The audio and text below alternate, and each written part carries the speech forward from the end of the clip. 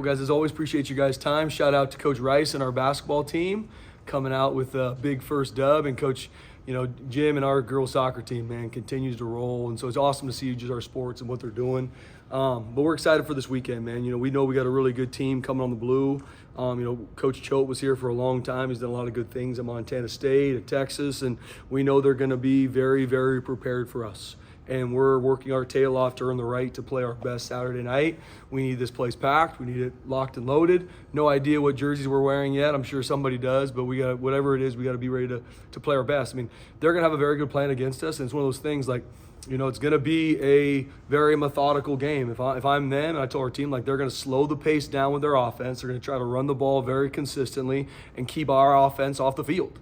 Limit the possessions. I mean, that's what some teams have started to do against us, and we know we're going to see that. When their quarterback number 2 is healthy, they've been in every game they've played in, and so they've got the guys healthy again to come out here and play their best. And so we've got to earn the right to do the same. And obviously, as Coach Choate, from his special teams background, we've had to work a bunch of fakes and all these different things he's done, and that's what.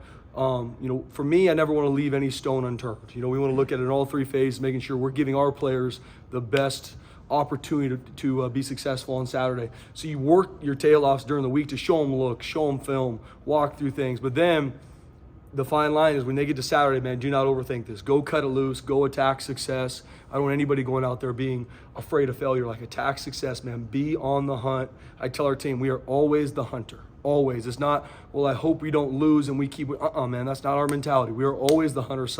That's our mentality here. And our guys have had a good week. We got to continue to improve and prep on our Friday, but got to, proud of where our guys are at right now. I know your guys' path never crossed here, but I also know coaching circles are small. So how well do you know Jeff Choate? I don't know Jeff Choate well. First time I met him in person when he was at Texas as a linebackers coach. We went out there to coach a campus. First time I met him in person, and then seeing him at some of the Mountain West meetings. Obviously, Nate Potter and Matt Miller worked for him. Kane Ione worked for him prior to, and Kane's a really good friend of mine. So know really more of Jeff Choate than I do actually of him. But I mean, everyone I meet, speaks the world of him, of who he is as a coach, who he is as a person, and everyone's like, man, you better get ready. Like Coach Choate, this is the game. I'm like, guys, and it needs to be the game for us, and I hear that every week. Hey, the Aztecs, this is the game. I mean, and I know it is different. For a guy that's from Idaho, did a phenomenal job coaching here. I know he's the Nevada Wolfpack have gotten better, and they're only going to continue to improve with him at the helm. He's got really good coaches around him. I mean, their O-line coach who worked with a bunch of our guys. I think he's one of the best O-line coaches, around at the schemes they're going to be running and what they're going to be doing. So we know we're going to get a very motivated, really good Nevada Wolfpack team. And for us, we've got to earn the right to go play our best. And what do you think of what the job that Kane's done with the defense? Yeah. I mean, Kane's a really good football coach. And once again, he's a guy that I absolutely loved working with for the 3 years. He's a great motivator. He does a good job simplifying things to the players, and he's done a great job, man. I mean, what he's able to do and being on the attack. I mean, and even how they're going to recruit some of these transfers to their whole team. I mean, they went out and hit the transfer portal really hard, and they landed on these kids. And they're really good players for him now. But Kane Ione's a great coach, and he's going to get this defense motivated. They're going to be sound, and they're going to have a lot of really good switch ups. He does a great job of showing one thing and being able to pressure opposite and different coverage adjustments. His guys play very, very hard. I mean, that's something I respect about Kane and who he is as a defensive coach, is his guys are going to be relentless. Coach, big picture-wise, what does the Nevada series mean to Boise State football? It's a huge deal to us. I mean, and I'd say that, and I've been asked a lot, even preseason, Coach, who's your rival? And it's hard to put your finger on it because, I mean, you could go down the list from BYU, Fresno State. I mean, Nevada's up there, though. It really is. I mean, I know for this community, for me, and I showed our team. I mean, 2010, we're down there and lose the game. We're ranked 4. I think they're ranked 19. And then I'm very open with our guys. I mean, last time Nevada came to the Blue, they beat us up. It wasn't like, oh, my gosh, they found a way to sneak out with a victory. They beat us up on the Blue in 21. It's not like this is some – 15 years ago they beat Boise State. Like, this was the last time they played here.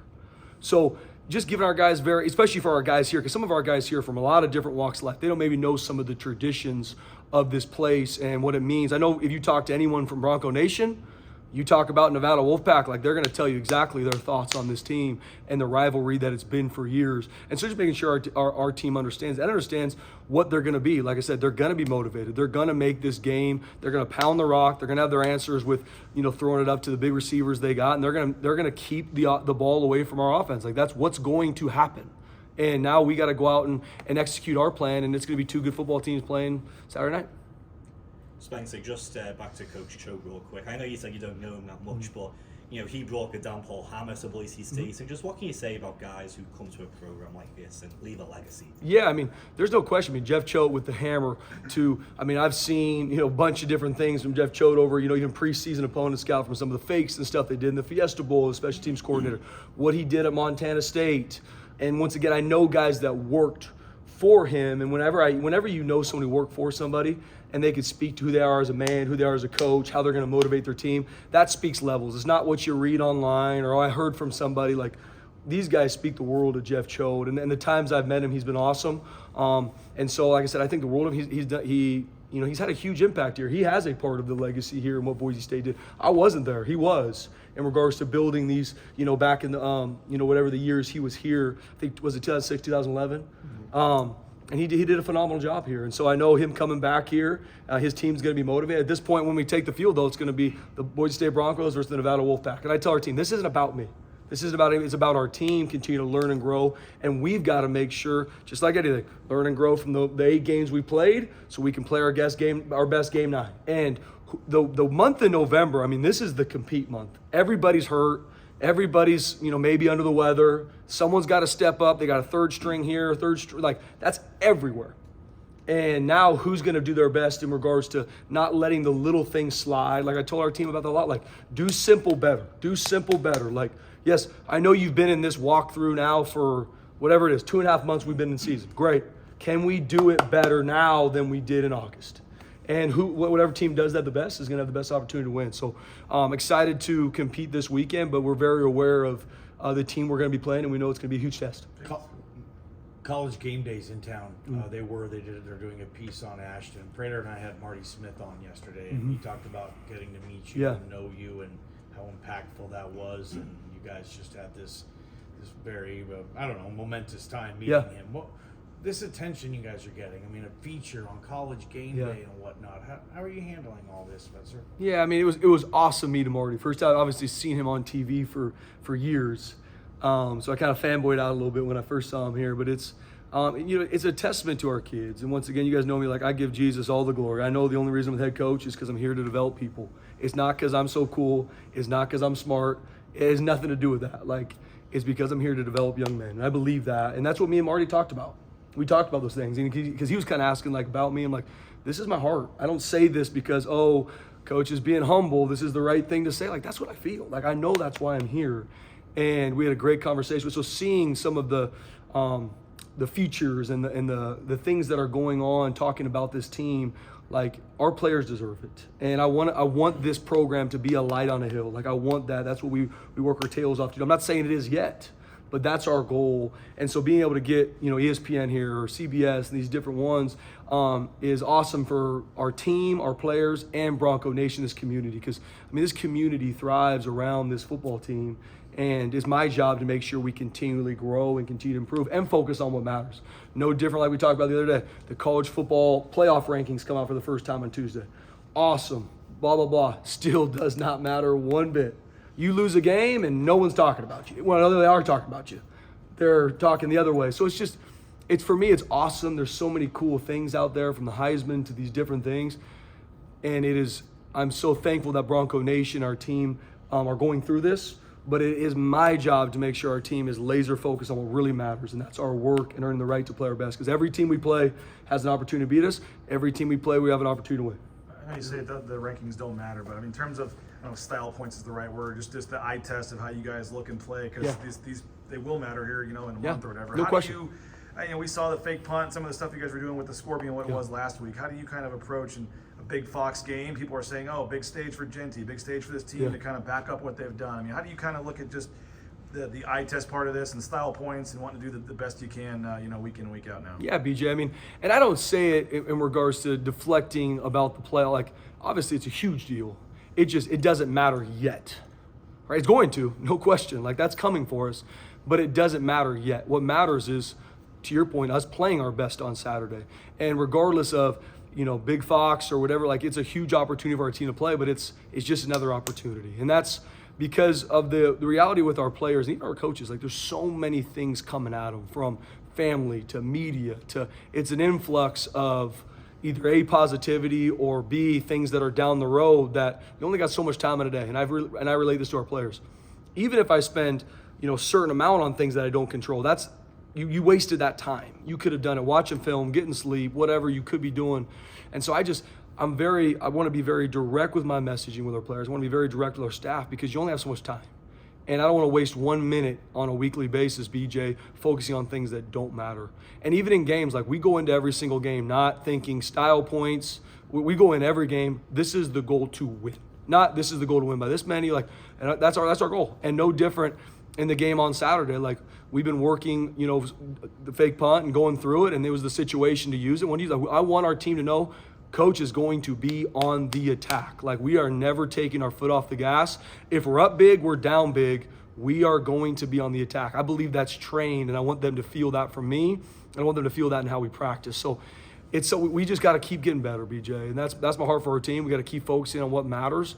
And no different than I've told our team every single game. Your best is enough, but your best is required. And that sounds good, but are you going to require the best of yourself on a Thursday walkthrough practice week, whatever it is? That's what's going to separate these teams in November.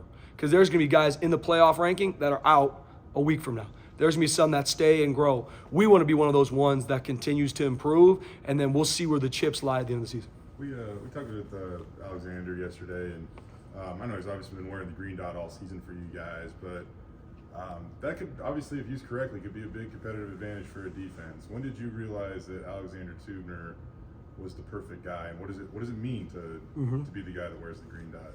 Yeah, I mean, he's everything runs through Tubes on our defense, like in regards to the checks, the communication, the situational awareness. And first off, Jay, and he can handle it, because you also got to be very careful. This is no different from the iPads. It can be information overload. For forever, you drew stuff up on a whiteboard, and you can only give your players 1 or 2 quick things before taking the field. Now they can watch the whole dang drive. For some players, that's too much. So they're going to go out there and overanalyze and not really cut it loose to play their best. No different for whoever wears the green dot. Like, it has to be someone that can take information, situational, formational, whatever it might be, and help others, and then be able to be the type of competitor that can still lock into my key and my job. And I think that's very few players around the country that can really do that. I believe Tubes is one of those, and obviously he's shown that. How he preps, how he practices, he's a guy that you can put everything on him. Like, there's things we do with him that we wouldn't do with anybody else because of how he preps and how he practices and the relentlessness he plays. And he's been here for a long time, so he knows how we would be attacked and how we were going to be on the attack. Your defense seems to improve every week.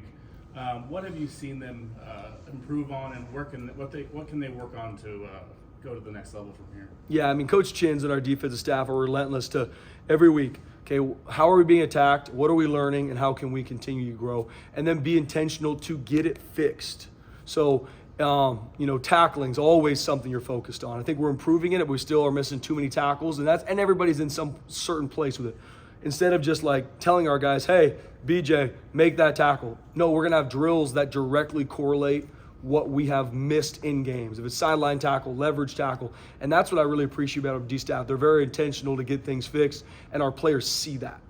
And because you can't fix everything at one time. Like, what are we going to be intentional to do? And our guys have grown week to week, and I'm proud of that. You need to, because in defensively, you can't take points off the board. You can't go into a game and take a quarter or two to ease into it. Like, you got to be on point from Jump Street. And I'm proud of our guys growing. There's still a lot of meat on the bone. Like, and our guys you can see week to week that our guys are improving, and we need to. And especially the offenses we're going to see, no different this week. Every week you play a quarterback like number 2 this week.